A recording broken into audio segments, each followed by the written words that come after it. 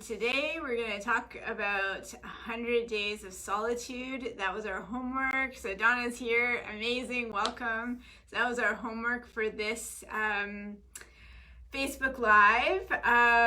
It is a movie on Netflix. It was recommended to me by a good friend, a friend that I do many of my life coaching seminars with. And so I wanted to talk about this today. This might be a shorter live because there's just a lot going on right now. There's so much going on. I'm a little bit exhausted, but I didn't want to cancel because I watched the movie, and I know at least several patients watched the movie too. So I wanted to make sure that we do even just a little quick check-in and or discussion about it. So today's topic was 100 Days of Solitude, and it was a Spanish subtitled movie about a man who goes into, I guess, a local cabin into the forest, semi close to where he lives, for 100 days. This was kind of a fascinating movie for me, and not for the reasons that I expected it. And I almost changed the movie, and as I was watching it, I was kind of racking my brain what to change it to. So I'd love to hear 3 things that you learned from it. Donna, if you'd like to share, I know you're on. I think there's a few other people on, but just let me know what kind of did you get from it? And I got messages that were a byproduct by watching it, and I'll share what that is. So what did you get? What kind of stood out for you, if you care to share?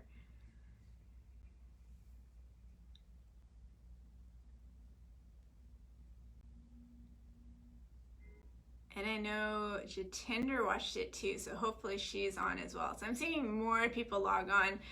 If you're just logging on, we're talking about 100 Days of Solitude on Netflix. That is our review, our homework for today. And I'm seeing 6 people on, so that's great. It was our homework for today. And the goal is, so give me some thumbs up, some love. 7 people are on, this is awesome. So as our homework for today is just to discuss 3 points that we learned from this movie or kind of came up from us, and what and how we can integrate it into our daily life. So Donna writes, this is interesting, I relate. So Donna writes, so the premise of the movie, just for those of you watching right now, just hopping on, this man leaves his 2 sons, his family, and goes into the wild, into a cabin with no electricity, I don't believe anything, for 100 days, and just to process his emotions. So he'd had traumas in his life, lost his brother, and he goes there and just, I think he needed to go into the wild, left his 2 sons and wife at home. So Donna says, I felt restless solitude and I learned from it. What does that mean? What do you mean by that? And what is the wow? I'd love to know. It was fascinating to me. This movie was fascinating. I totally agree with you, Donna, and I did feel that too. And that was one of my points to bring to this talk, and I'll share what mine is after yours. So Terry Ann is popping on. Welcome, Terry Ann. If you wanted to share, I'll share what I found. So my people pleaser came out pretty hardcore when we were watching this, because I felt that we hit a home run with doing the Facebook Live. So Jatinder is watching. Welcome, Jatinder. So I'd love to hear your points because you did share a few, so we'll get to yours. I'm just sharing one of my first points. I'm waiting for Donna to share too. But one of my first points that came up was my people pleaser came up. That part of my personality really came to the surface as I was watching this, and I didn't expect this at all. So I had this intuitive hit to use this movie. One of my good friends who I do a lot of coaching with, and I trust his choice, he said that, on one of his Facebook Lives, he has a big platform, one of his Facebook Lives, he shared this movie for most people to watch. So I thought, okay, great, I'll use this for our live too. So we had such a great success with our Facebook Live with the Jean Quan Chef's Table table. So I was like, that was so amazing. I took notes. I got like 9 pages of notes when I was ready for that one. And as I was watching, and there's messages in that Facebook live, that Netflix documentary. There's notes I took, and in this one, as I watched it, there was so much space and silence and solitude that it made me anxious that I was gonna let you guys down by giving this one as our topic, because I felt like the other one was such a home run that I'm gonna let you guys down. And so in that space and the lack of kind of every 5 minutes, he wasn't writing something profound that he learned. He was just kind of letting the space be the movie.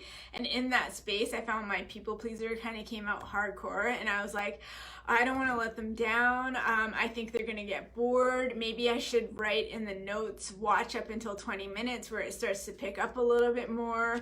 And I wanted to kind of control how you guys viewed this Facebook Live or this movie. And I wanted to, as I was watching, think of other movies that I was like, maybe I should give them this one. Maybe I should give them this one. Maybe this one is better. And I was just kind of racking old movies that I had done other projects on and taken notes on and learned lots of life lessons from. And so my people pleaser kind of came out quite hard, that part of my personality. And then I just kind of rested into the silence of the movie. And I rested into the slowness. So first point is the people pleaser. So I was not expecting that aspect of my personality was evoked from this movie. So that was fascinating to me. So if anyone wants to share a point, Donna, did you want to go into what your restlessness and solitude, what that meant? I know Jatinder shared with me something. I can't remember what you wrote now. Do you want to share, Jatinder, what you wrote? You sent me a quick message about the movie. Oh, I know one point you wrote. So Neetu writes, he found joy in solitude. The world seemed to fade away and he was able to appreciate the beauty of nature, music, his family. He felt raw emotion in solitude and was able to get in touch within and through nature. He was able to focus on what was important. His family, his wife, and things also seemed to fade away in such busyness accumulated with wealth in the city. Wealth, life in the city. Time is precious. As he was sharing, his elderly friend Pep may not have been there when he returned. He was very happy. That is profound. And yes, I got all of that from him too. It was so profound. That was, the life just faded away. And it's kind of analogous to what we're semi going through right now. We're still with family if we live with family, or we're living on our own, but there's still a connection to the outer world. We're still allowed to go for walks, things like that. He had nothing. So the outer world faded away and it started to feel unimportant. And he was like, what was ever the importance of it? It's the loop, it's the trap that we get trapped into. So yeah, he was able to actually feel his emotions in solitude. He was able to get in touch within through nature. I totally saw that too. That was profound. Thank you, Neetu, for sharing that. That was really big. What did you think of the movie, Neetu? What did it bring up for you? Time is precious. And yeah, he was told his friend may not be there when he returned home. But I also found how he savored everything. So there's no busyness, no distraction. He was so present that a letter from his wife, he savored it. He had waited till the end of the night. When he opened the letter, he couldn't even read it because he could smell her so strongly. So his senses are so acute. He's taken aback. He's so emotional by just the scent of even the letter. He could feel her through just even holding the letter. And then even though he was just alone and he had camera set up, he wanted to turn off the camera and savor each and every letter that she wrote in that note to him. So that was so beautiful to me because we just don't do that anymore. And it's the busyness that prevents that. So we're so busy in life that no one really stops to be that present and intentional by receiving some token of love from someone. So did you guys get that? Like, that was so beautiful. And he did it again when his son was creating music for him. So he got a music snippet, I guess the song played for the documentary, and he wanted to be totally present, and he sat and listened to the songs or the what's the word? I can't think of the word. The songs that he came up for the movie, the soundtrack, and he was tearing up. He totally teared up. He was so present. He was so moved. So how many of us may have those emotions, but they are just numbed out, wiped out because we're so busy. If we have to read a letter, it's like an email, delete. We have 50 other things going on. It's a text, delete. There's really no like feeling behind it. We have to maybe use an emoji to evoke some sort of feeling. It was so incredible how just like the littlest human interaction was so profound for him. So Neetu wrote, it was a great movie. There were parallels in our quarantine, absolutely.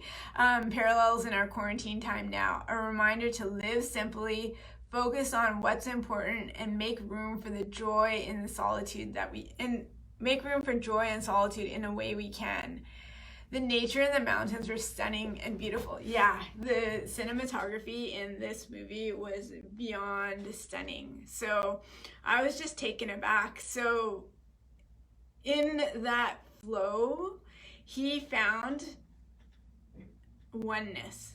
So we can't find oneness without silencing the external world. In this quarantine, we're being asked to go within, and when we go within, it is actually, irregardless of financially what's going on, I don't want anyone to suffer. I know that's the case. I don't want anyone to pass away. I know that's happening. But it is an opportunity for us to go inwards and to awaken. So really, that's really what we're asked to kind of go through this next step with this quarantine. And he had done that on another level by himself. He put himself in that situation. So he was one with nature. When he's silence, we're in the rhythm of nature. We're no different. He's present in these mountains, in these rivers, valleys, and what that reflects back to him is pure heart energy. So he was just totally synchronized and in line with heart energy. And it was so beautiful to see. He was like living amongst the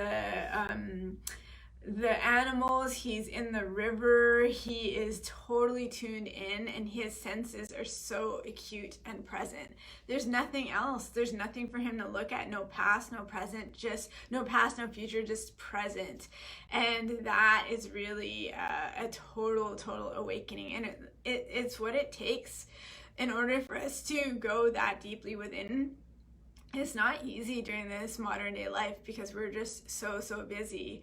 The cinematography was stunning, and to just look at that without chatter each and every day and just be with your thoughts, it opens the heart. It is an awakening, and he says that's how he could communicate with his brother who passed, and that's absolutely true, because I don't want to impose my beliefs, but I believe that energy is nor created nor destroyed, and as we pass, there's still an energy that we can tap into. They're just not in physical form.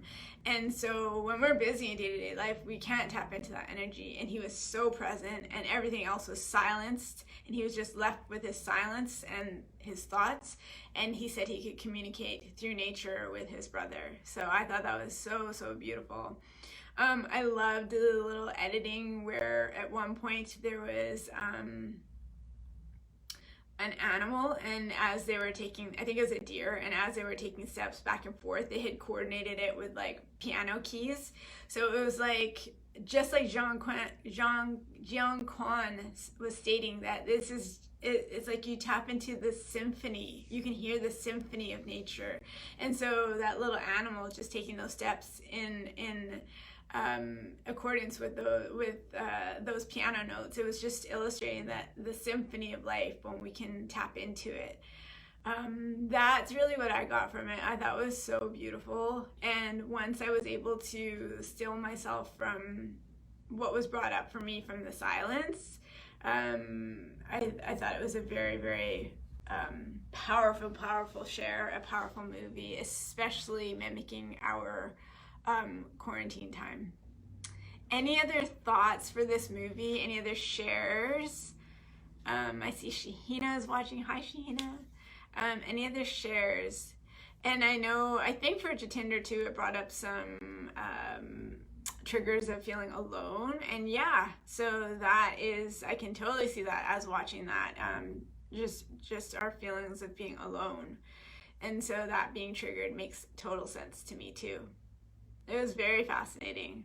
He was most definitely not the same man as he returned home. Like, most definitely. That is a transformation. To be able to do that is a transformation. And we also won't be the same as we exit this quarantine too. There will be a powerful transformation that is occurring within. So whether we can feel it or not, we do still have distractions. We're not like him, like in full silence. But there's a transformation that is powerful and it's going on right now. Yeah.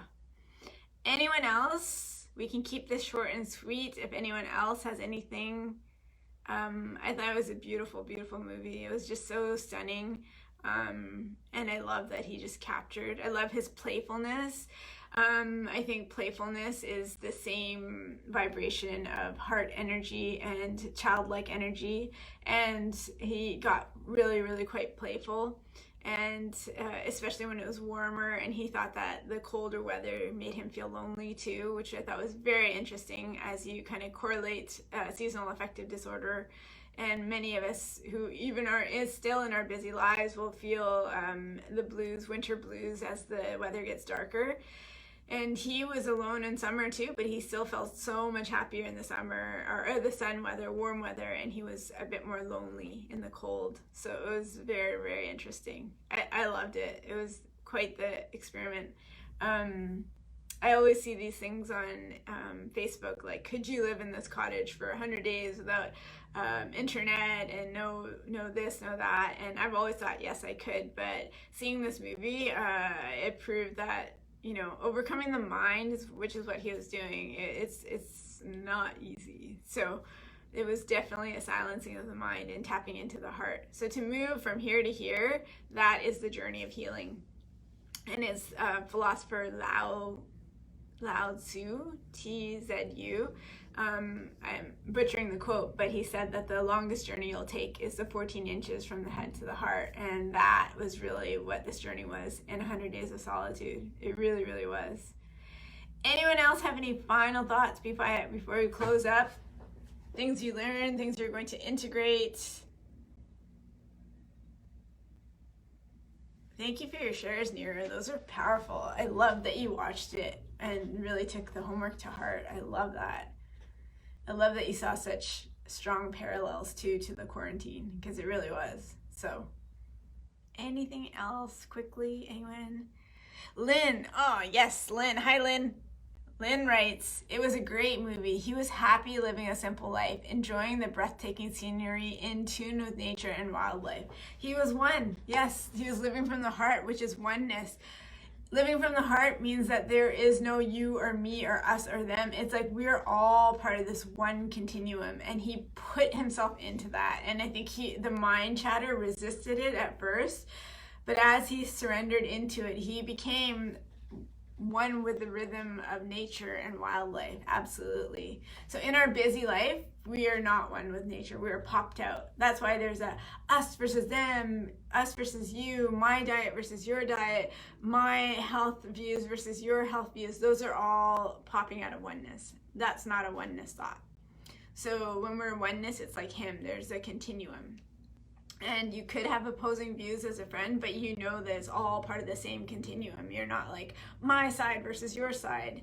That's called duality, and that's only coming from the mind. But when we're living like he was from the heart, there's no duality. There's a continuum and a rhythm. So yes, that's a great point. Any other points before we sign off? Thank you for watching, Lynn. I love that you loved it.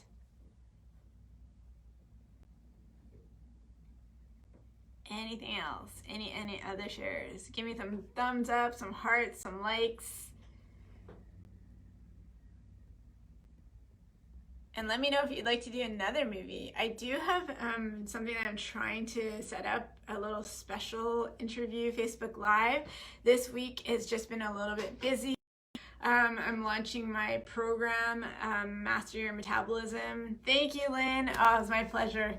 I'm launching my program, Master Your Metabolism, this week, so it's been crazy busy. I started working on this, let's say November 2018, but I wrote the program in 2012. So it's been a long time coming and a long dream for me. So it's launching this weekend. So I'm intended to have a mastermind this Saturday, but I just have to reschedule. I really want to do this topic, so I moved it back to a different topic, if you notice on the schedule. That topic's gonna be great. It's germ theory versus cellular terrain.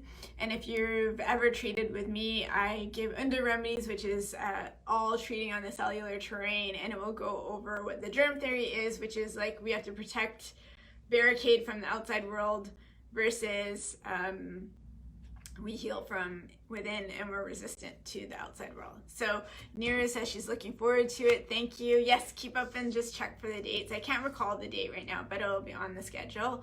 And hopefully I'll have that live special interview too for one of my Facebook Lives too. But thank you, everyone. We will pop off. If anyone has any last remaining comments, please share. Otherwise, I'm so glad you like this movie. And would you like to do another one? We can do another one if everyone's looking forward to it. I'm trying to look for themes of the quarantine. So Jiang Quan was definitely about going within, and 100 Days of Solitude was for sure a spiritual awakening about going within, and very much some parallels for what we're going through right now, for sure. All right, I don't see any more comments. Thank you, everyone. Have a good rest of your week. Thanks for tuning in. Thanks for watching. Thanks for participating. And just leave some comments below if you'd like to do this again, and we'll figure out another movie. Thanks, everyone. Have a good rest of your day.